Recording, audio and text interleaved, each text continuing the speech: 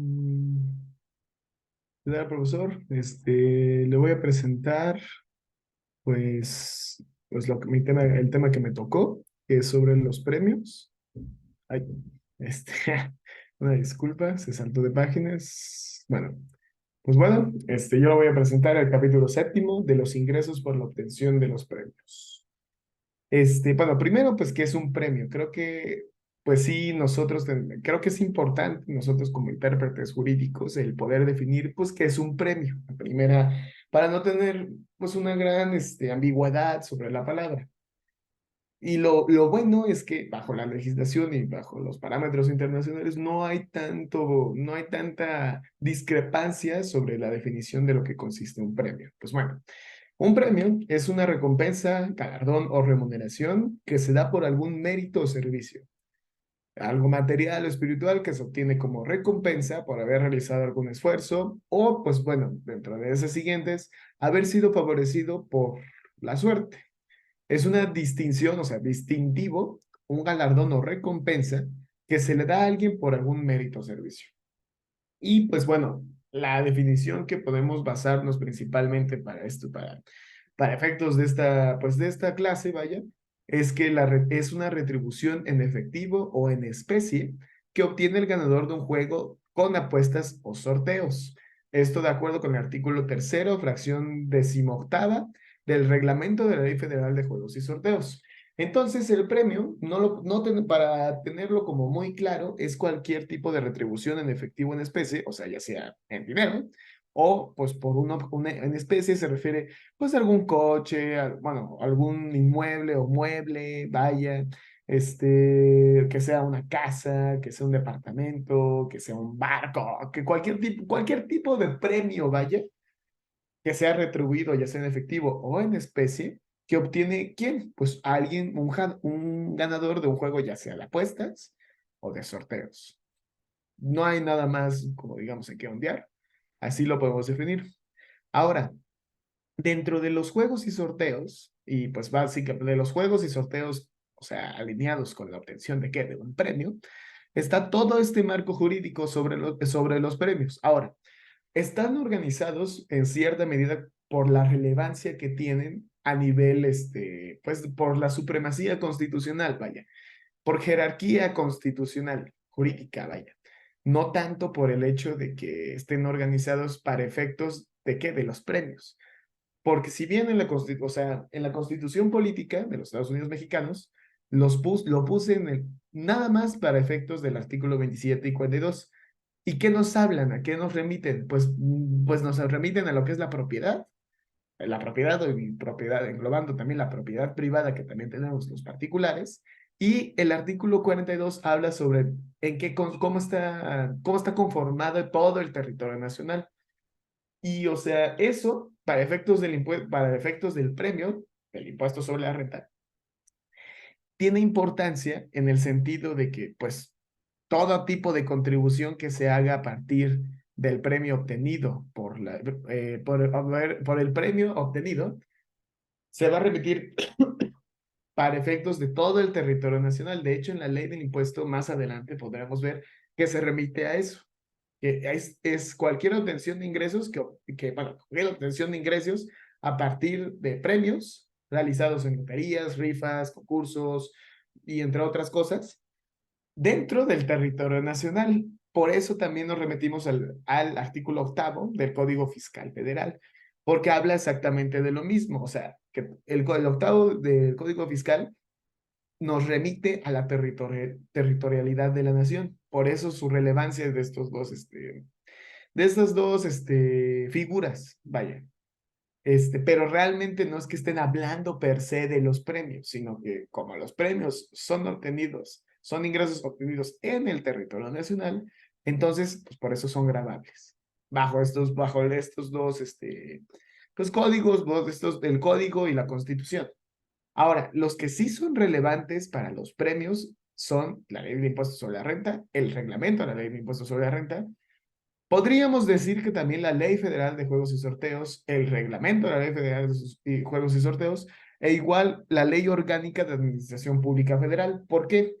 Bueno, la ley de impuestos sobre la renta y el subreglamento nos dan especificaciones con respecto a los premios. O sea, estos artículos, el 90, el 93, fracción decimocuarta, no, vigésimo cuarta, 137, 138 y 139, al igual que en el reglamento, el 234 y el 235, son obvias, o sea, son lo que de ahí podemos sacar todo sobre los premios. Ahí es donde se explaya absolutamente todo. Y con respecto a la Ley Federal de Juegos y Sorteos, pues ahí nos remite básicamente a cómo es, cuál es la forma, cuáles son los juegos básicamente que están permitidos en nuestra legislación. ¿Cuáles son los juegos? ¿Bajo qué autoridad tenemos que remitirnos? Que esa autoridad es la que nos especifica en la Ley Orgánica de Administración Pública Federal. Porque ahí que nos dice que el artículo 27, fracción decimocuarta, nos menciona, es una fracción que nos permite entender que van a estar, o sea, la Secretaría de Gobernación es la facultada y es la responsabilizada para toda la regulación con respecto a los juegos y los sorteos. La ley de coordinación fiscal, pues tiene cierta relevancia, no es, digamos, la más cercana, porque la ley de la coordinación fiscal, en su artículo 2 habla sobre lo que es el fondo de participaciones, que es el 20% del total de la recaudación de los impuestos. Y esos impuestos, pues, ¿de dónde vienen? Bueno, esos impuestos, esta total recaudación de los impuestos, vienen, entre otras cosas, también la obtención de premios. Pues bueno, ahora sí, para efectos de esta clase, ahora sí ya tenemos que llegar a lo que es el sujeto, el objeto, la base, la tasa y época de pago. Bueno, los sujetos es fácil de identificar, o sea, es cualquier persona, obviamente es cualquier persona que tenga, es cualquier persona física o moral que, pues bueno, en la ley de impuestos sobre la renta es cualquier, o sea, lo tenemos percibido en el artículo primero de la misma ley y habla específicamente sobre cualquier persona física o moral que resida en México, que tenga un establecimiento permanente o para efectos precisos de esta materia y de la figura de los premios como fuente de riqueza. Porque si bien supongamos que yo vivo en Estados Unidos y supongamos que no, yo no vengo acá a México, yo una vez vine, compré un boleto para un sorteo, para el sorteo de los LAP, y me regreso pues me regreso a México. Me regreso que diga a Estados Unidos, ¿no? No soy residente en México como tal, porque no es como que esté teniendo tantas actividades acá en México, simplemente vine un día a visitar a mi familia ¿y qué? Y pues compré el boleto de los LAN. No tengo ningún establecimiento permanente, o sea, todo mi negocio, toda mi fuente de riqueza, todos mis negocios están establecidos en otro lugar. Y tampoco es como que tenga un administrador único en México para que pues vaya mis finanzas con respecto o a la regulación sobre mi empresa, ni nada para decir. Pero lo que sí estoy haciendo al momento de que se me dé el premio y que lo vaya a recibir y que vaya a tener que ir a México para obtener ese dinero, ya sea dinero, ese premio, con dinero en efectivo o en especie, estoy teniendo una fuente de riqueza. Por lo tanto, sí caigo en uno de los supuestos de los sujetos de la ley del impuesto sobre la renta. Pero bueno, continuando con el objeto, pues el objeto es bueno, no es cualquier persona, o sea, es persona física o moral, pero nos remitimos a que es sobre los ingresos que se obtienen derivados de qué? De loterías, de rifas, de sorteos y concursos organizados en el territorio nacional. De ahí porque el remitirnos al artículo 27, que nos dice sobre la propiedad que va a tener un particular que organiza eventos, vaya, que organiza algún evento o que tenga un lugar de casinos, vaya, no sé, o sea, pero ahí que dice, ya es parte del territorio, es organizado en el territorio nacional. Y pues, o sea, o sea, por eso nos repetimos al 27, el 42 constitucional y al igual que el octavo del Código Fiscal Federal. Entonces, pues bueno, ese es el objeto que para efectos del premio. Ahora, la base. La base es meramente el resultado de la suma total de los ingresos obtenidos por premios. En otras palabras, el monto valor del premio. Esto, lo único que nos hace a nosotros interpretar es que es el total de lo que valga el premio. Ya sea en efectivo es mucho más sencillo. porque nada más te tienes que, pues dices que, ok, ¿cuánto vale el premio? 1 millón. Ah, pues bueno, pues la base para efectos del impuesto sobre la renta es de 1 millón de pesos. Ahora, pero ¿qué pasa con los objetos que son o sea, ¿qué pasa con los premios que son en especie? Ah, pues nada más lo único que hace Hacienda, porque Hacienda es el que ve toda la recaudación de los impuestos. Lo único que se remite es que dice, ah, ok, es un coche de esta marca, de este año, este modelo, es nuevo, o sea, ciertas particularidades que tenga el bien, bueno, ajá, sí, el bien, y cómo es el precio de ese bien en el mercado. Entonces de ahí ya uno puede partir de cuánto es el valor total del premio. Si es un coche Nissan 2000, yo qué sé, 2020, en muy buenos estados, sin ningún problema, sacado de agencia, ah, bueno, pues nos vamos a remitir al valor del mercado que tiene ese coche. O nos vamos a remitir, ahora si es un coche viejo, pero es un coche muy valioso, o sea, el valor del mercado, el mercado va a definir el valor del premio que se está obteniendo.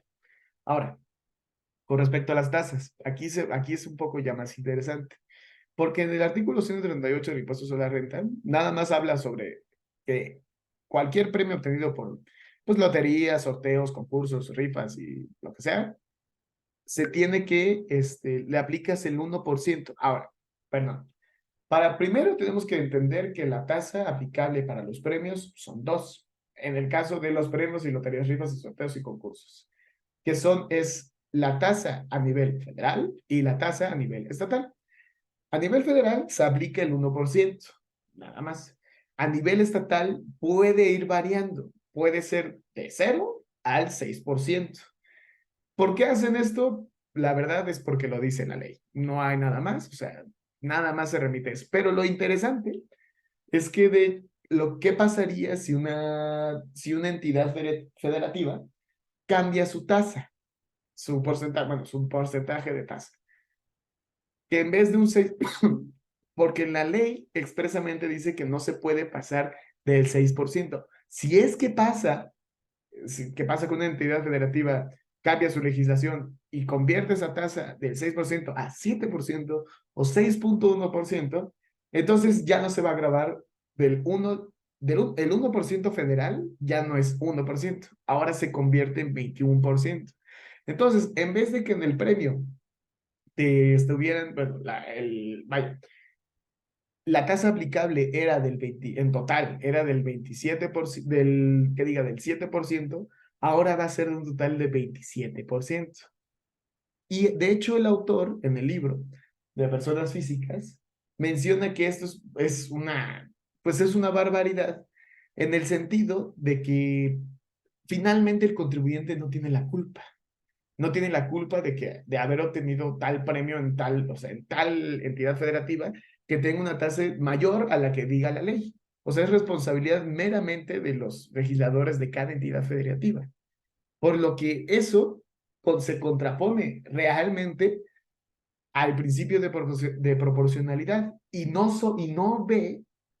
se remite a si en verdad el particular, o bueno, en este caso el contribuyente, en verdad tiene la capacidad, pues tiene la capacidad económica para poder pagar ese porcentaje derivado de un premio. Pero bueno, eso al legislador pues, no importa tanto. Y lo bueno, lo cierto es que en la mayoría de los estados, pues nadie excede de esa tasa superior. De hecho, hay mucho, o sea, la mayoría nada más se queda con el 6%. Hay uno que otro estado, como por ejemplo Durango, que en vez de grabar el 6%, si no me equivoco, graba como el 5%. Y por ejemplo, el lugar más en donde esta tasa es menos es en Zacatecas, porque si no me equivoco, era del 1,35%. Entonces, el total que estarías pagando de impuestos sobre ese premio, pues es de 2,35 o 3,35, algo así. Bueno, ahora, para los juegos con apuestas a nivel federal, todo se aplica nada más el 1%. Ahí ya no aplica una tasa estatal. Entonces ya, ahí quedó. Ahora, en la época de Paco, pues que es la fecha o periodo en el cual la entidad otorgante del premio realiza el desembolso del monto correspondiente al premio al ganador o al beneficiario. O sea, la época de pago es, ok, Yo, entidad que organicé, yo, persona que organicé un premio, un evento, un sorteo, un premio o un juego de apuestas, pues yo te voy a, la época de pago es yo te desembolso el monto total, ya sea en efectivo o en especie, sobre el premio y ya, nada más. Eso es todo sobre la época de pago. Ahora, ¿qué pasa con la declaración anual? Las personas, bueno, en el artículo 90 de la Ley de Impuestos sobre la Renta habla sobre que estos ingresos, pues, tienes que estás obligado a que a que en el momento que tú percibas ingresos de premios, tienes que declararlos. Pero ¿bajo qué parámetros? Tienes que tener, tienen que ser mayor a 600,000 pesos. Ahora, lo interesante es que en la ley menciona, no solamente menciona los premios, sino que también menciona los préstamos, o sea, los contratos de mutuo y los donativos, pues un contrato de donación. Pero, ¿qué es lo que pasa? El legislador prevé una situación que puede ser de fraude, porque en conjunto, o sea, los préstamos donativos y los premios los toma en conjunto. Y a partir de eso, pues la ley, o sea, no pueden, cuando una persona física o moral recibe premios donativos y préstamos que excedan de 600,000 pesos, entonces tienen que hacer la declaración. Si tu persona física recibes premios y donativos y préstamos menores a 600,000, no tienes que hacer no los tienes que poner en tu declaración anual. Sin embargo, ahora, ¿por qué el legislador se remite o hace este tipo obliga al particular, vaya, a hacer esta declaración?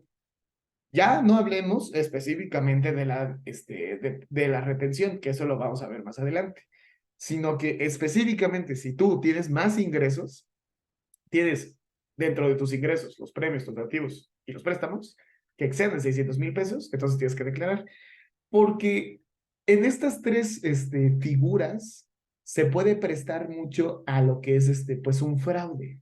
Se puede percibir que una persona en realidad no está teniendo un donativo, sino que está realizando algún tipo de compraventa, nada más que tratando de engañar a otras personas, recibe un donativo, así anónimo. O sea, yo celebro un contrato de donación con tal persona en la que yo decido donarle la cantidad de dinero que yo quiera y luego, así de la nada, esa persona luego me dona a mí, pues otra, o sea, un coche, por ejemplo. Entonces ahí dices, ok, oye, está raro. El legislador dice, no podemos percibir que los préstamos, los donativos y los premios en realidad son como de la nada y no tengan que haber ninguna declaración alguna. De por sí, una persona se tiene que remitir a la declaración por la retención de las tasas que mencioné anteriormente, porque hay algo importante que destacar. Esos porcentajes del impuesto sobre la renta, como tal, ya no los tiene que pagar el particular. ¿En qué sentido? La mayoría de las veces, los premios, los premios o bueno, los organizadores de los eventos de los premios son los que pagan ese impuesto. Digamos, ya te lo descuentan del total del premio que ya tienes. Y ya tú, a partir de ahí, es que puedes decir, es que ya cuando haces tu declaración, dices que ya ese porcentaje del 1 y del 21% ya fue pagada por quién, por el organizador de eventos. A eso se refiere con la retención. Pero bueno, regresando a la declaración. Nada más para efectos fiscales es el préstamo donativo y premios. Si se exceden de los 600,000 pesos, son ingresos. Bueno, de por sí son ingresos, pero se tienen que declarar. Ahora, ¿cuáles son los tipos de exenciones que hay?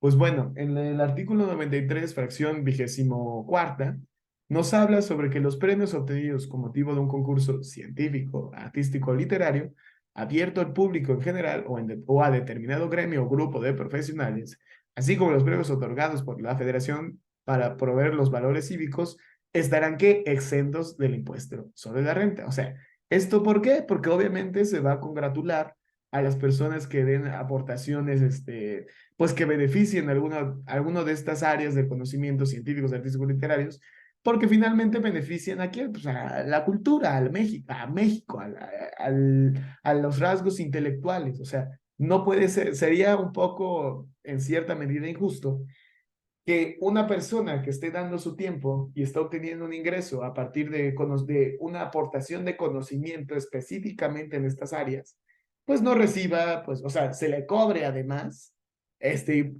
impuesto que se obtenió por un premio. El legislador, pues, o sea, pues, quiso ser bueno en este sentido y dijo que, ¿sabes qué? No hay que quitarles, no hay que grabarles, no, bueno, no quitarles, grabarles, este, pues ese objeto para efectos del impuesto sobre la renta. Bueno, ay, se me fue. Bueno, ahora sí, aquí lo único que hice realmente es remitirme específicamente pues a los impuestos, al impuesto sobre la renta, donde dice que, pues bueno, el artículo 137 considera que ingresos por obtención de premios, o sea, el objeto, premios, loterías, rifas, sorteos, juegos con apuestas y concursos de toda clase. Cuando la persona que otorga el premio pague por cuenta del contribuyente el impuesto que corresponde como retención, el importe del impuesto pagado por el contribuyente se considera como ingreso de los comprendidos de este capítulo. Entonces, ¿a qué se refiere eso? Ahí es donde ya nos remitimos a la retención, que normalmente el organizador de eventos hace ya el pago de una vez y se considera como ingreso del contribuyente y por lo tanto ya no tendrá que pagarlo pues en la declaración, pues en su declaración, vaya. Ahora, no se considera como premio reintegro correspondiente al billete que permitió participar en loterías. Esto, pues sí, no es un ingreso, no es, o sea, no podemos considerar que eso parte del premio, el hecho de que tú hayas comprado el billete para participar en la lotería. No es considerado el premio. Ahora, el artículo 178. El impuesto sobre los premios de loterías, no organizados en el territorio, se calculará aplicando la tasa del 1%, o sea, tasa del valor del premio. Esto es la base. O sea, aquí en la ley del impuesto se ponen en conjunto lo que es la base y la tasa aplicable. Correspondiente a cada boleto, billete entero sin deducción alguna. No hay deducciones sobre los billetes. Sí, no. Siempre que las entidades federativas no graben con un impuesto local los ingresos a que se refiere a este párrafo o el gravamen establecido no excede el 6%. O sea, aquí hay dos supuestos. O sea, se hace el 1% cuando las entidades federativas, o sea, se hace el 1% a nivel federal, pero las entidades federativas pueden o no grabar ese impuesto local, o en su caso de que lo graben, que no exceda del 6%. Como lo dije anteriormente, la mayoría de las veces excede el 6%. La tasa del impuesto que se refiere a este artículo será del 21%, ¿cuando qué? Cuando la tasa local exceda del 6%, es lo que ya le había comentado, profesor. El impuesto por los premios de juegos con apuestas en el territorio nacional se colocará aplicando el 1% sobre el valor, o sea, el 1%, otra vez la tasa, el valor total de la cantidad distribuida de todos los boletos que resulten premios, o sea, la base. El impuesto que resulte conforme a este artículo será retenido por las personas que hagan los pagos y se considera como pago definitivo. Retención del dinero por parte del organizador. Percibe un ingreso lo declara estando obligado a ello en los términos del segundo párrafo del artículo 90 de la ley de la ley. No se efectuará la retención a que se refiere. Bueno, aquí en esta parte, en este párrafo del artículo 138, dice que para las personas físicas es obligación del organizador, o el organizador es el que hace la retención, pero no se les aplica la retención a las personas morales establecidas en el título segundo de la ley del impuesto sobre la renta, ni tampoco a los del artículo 86. O sea, una persona moral está entonces no está, o sea, la persona física no está, o bueno, persona física o moral organizadora del evento, no está obligada a hacer esa retención, sino que entonces la persona moral tiene que pagarlo finalmente en su declaración anual de impuestos. Las personas físicas que no efectúen la declaración de que se ve en el segundo párrafo del artículo 90 de esta ley no podrán considerar la retención efectuada, o sea, bueno, básicamente este párrafo habla que si las personas físicas no hacen la declaración, aunque la retención ya la ha hecho la otra persona, la organizadora de eventos, ellos tienen que hacer su declaración y tienen que pagarlo como si no hubiera existido la retención. Entonces, pues ya, o sea, eso es, si no declaraste, pues ahora sí que ya te jodiste y tienes que, pues, pagar ese, o sea, tienes que pagar o sea, aunque te hayan tenido la retención, tienes que pagar. Ahora, el artículo 139 es muy interesante porque habla específicamente de las obligaciones que tienen quienes, los que organizan los eventos. El artículo 139 dice, quienes entreguen los premios además de efectuar la retención de este impuesto, que es su obligación, tienen que proporcionar a las personas físicas, a las personas a quienes se efectúan pagos por los conceptos a que se refiere este capítulo, un comprobante fiscal en el que conste el monto de la operación. También tienen que dar una constancia de ingreso y el comprobante fiscal, al igual que deberán conservar la documentación relacionada con las constancias, comprobantes fiscales y las retenciones de impuestos. O sea, ellos tienen que proporcionar en teoría el comprobante fiscal del premio. O sea, es, digamos, una de sus obligaciones. Bueno, es una de las tantas obligaciones que tiene. Sin embargo, está muy curioso porque en la ley, en el reglamento de la ley del impuesto sobre la renta dice otra cosa. Dice, para que no se efectúe la retención del impuesto que se bueno, tiene que ser una persona moral, tal, y las personas morales tendrán que, están obligadas a exhibir una copia sellada o copia de que acuse, de recibo electrónico con sello digital de la última declaración del ejercicio. O sea, ¿para qué? Para lo mismo, para los mismos efectos de que, pues no se vaya a percibir algo raro. O sea, es más raro, no se, el legislador tiene una mayor preocupación de por qué una persona moral reciba algún premio que una persona física. Tal vez por la misma especulación sobre de que una persona física, tú con otra persona moral, en conjunto se prestan, hacen donativos y hacen, se dan premios unos a los otros. ¿Para qué? Pues para evitar, pues declarar impuestos, ¿no? Ahora, aquí es el artículo importante, es el 235, porque dice, para efectos del artículo 139 de la ley, quienes entreguen premios derivados de la celebración de loterías o juegos sorteos, podrán no expedir el comprobante fiscal a que se refiere la fracción primera. O sea, entonces está curioso porque la obligación que tiene el organizador de eventos de la fracción primera, pues no es del todo obligatorio. Sin embargo, es obligatorio, bueno, es obligatorio bajo una circunstancia. Siempre que las personas a quienes les efectúen los pagos no soliciten, o sea, no soliciten dicho comprobante fiscal. Entonces, bueno, entonces la obligación surge a partir de que las personas que ganaron el premio lo soliciten. Si no te lo dan, ahí es obligación de los organizadores de eventos en cumplir esa obligación. Y por lo tanto, tú podrías remitirte en tu declaración anual, decir, oigan, yo ya pedí, yo ya solicité, pues de que me den el comprobante fiscal para saber qué impuestos tengo que pagar, qué impuestos ya se pagaron sobre el bien, porque sin ningún comprobante fiscal, el peligro que se corre es que, ¿qué pasa con la predial? ¿Qué pasa con la luz? ¿Qué pasa con los diferentes ingresos que se obtienen? Los diferentes impuestos que recaen sobre el bien, ya sea inmueble o inmueble. O, por ejemplo, si el bien mueble, el coche tiene deudas, tiene multas, tú tienes que, para eso es el comprobante fiscal. Porque en el momento que tú te adueñas del bien, entonces tú eres el obligado de pagar, pues, los otros impuestos. Entonces, como tal, bueno, este, como tal, podrán no expedir el comprobante fiscal en dos supuestos. Cuando el monto individual del premio no excede la cantidad de 10,000 pesos. Sí, pues sí, eso creo que es bastante lógico, que si no excede 10,000 pesos, pues no tiene que haber comprobante fiscal. Es un premio finalmente. Es muy raro que esto pase, pero bueno. Y lo que ya había mencionado de siempre que las personas a quienes les efectúen los pagos no soliciten dicho comprobante. Pero en el momento que lo hagan, se vuelve obligatorio. Aquí lo dice, en los casos en los que se solicite el comprobante fiscal, quien efectúe el pago del premio deberá solicitar copia de la identificación. Ah, porque también, muy chido que tú lo vayas a solicitar, pero si no tienes una copia de identificación oficial, no tienes tu RFC, y no tienes tu CURP, no te lo van a dar. Ahí ya en automático, aunque tú lo hayas solicitado, si tú no tienes estos documentos, pues no te lo van a dar. No te van a dar el comprobante fiscal y los vas a tener que pagar. O simplemente podrás, o sea, y entonces, ¿para qué sirve, o sea, para qué sirve el comprobante fiscal? Pues primero para que tengas noción de qué impuestos vas a tener que pagar. E igualmente, si en verdad el premio está libre de impuestos y en verdad si lo vas a aceptar, porque podrías tú decir, yo no acepto ese premio hasta que se paguen los impuestos. Tú tienes, o sea, tú, organizador de eventos, tú estás en la obligación de darme ese premio, pero es libre de impuestos.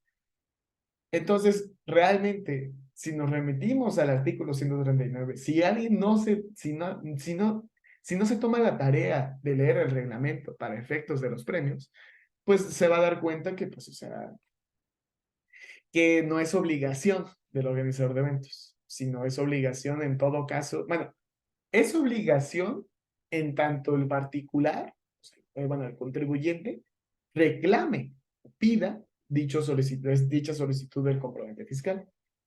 Y pues bueno, finalmente, pues ya creo que podemos llegar a la conclusión de esta presentación.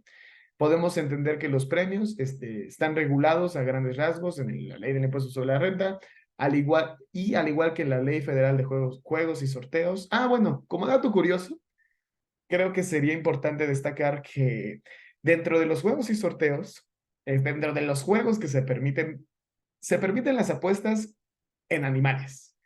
Sin embargo, no en todo tipo de animales. O sea, no en todo tipo de eventos de animales, por ejemplo.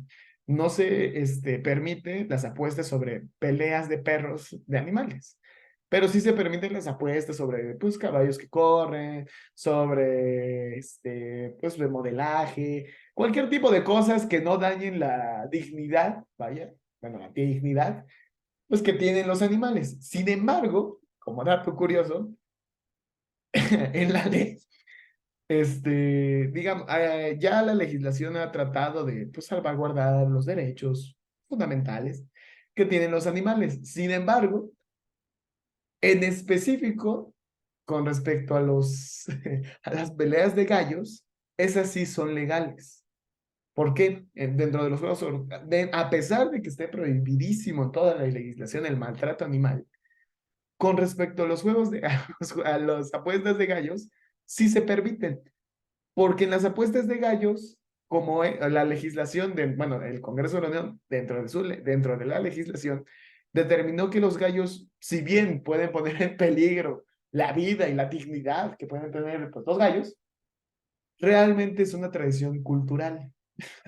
Es una tradición mexicana que ha persistido desde hace muchísimo tiempo y sería, pues, en contra de los valores de la nación, pues, el hecho de que ya no se permita la práctica de esta costumbre, lo cual, a mi parecer, pues sí me parece muy controversial, debido a que, ok, permites que se, permites que se realicen las apuestas de perros, pero no permites que se hagan las apuestas no, que diga, permites que se hagan las apuestas de gallos, de las peleas de gallos, pero no las de perros, o sea, ¿por qué?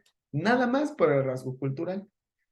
Y bueno, y con respecto a los juegos de cartas, dentro de la Ley Federal de Juegos de Sorteos, de hecho expresamente lo prohíbe, no permite ningún tipo de juegos de cartas.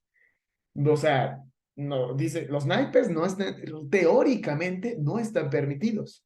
Sin embargo, lo que nos podemos remitir y podemos, como profundizar, es que básicamente la Secretaría de Gobernación, como es la que tiene que regular, supervisar y la que tiene que básicamente dar los permisos para que personas organicen este tipo de eventos y meramente pueden tener un establecimiento de un casino, pues entonces no hay problema, porque finalmente, como están regulados por la Secretaría de Gobernación, pues tienen que pedirle permiso a la Secretaría de Gobernación y a la vez se remiten a la regulación para efectos de leyes o impuestos a la Secretaría de Hacienda. Entonces, realmente ese permiso, pues te lo tendrían que dar, te lo van a dar sin ningún problema, pero realmente se contrapone, realmente sí hay una divergencia en el sentido de que, pues, ¿cómo puede ser que expresamente, hasta eso en su primer artículo, especifica qué juegos sí son los que se permiten y por lo tanto los que no se permiten son todos los que no están en ese artículo? Entonces, ¿por qué los juegos de naipes en realidad sí se permiten? Pero bueno, eso ya será para otra ocasión. Pues muchas gracias, profe. Creo que estuvo muy largo la presentación, pero pues espero que le haya gustado.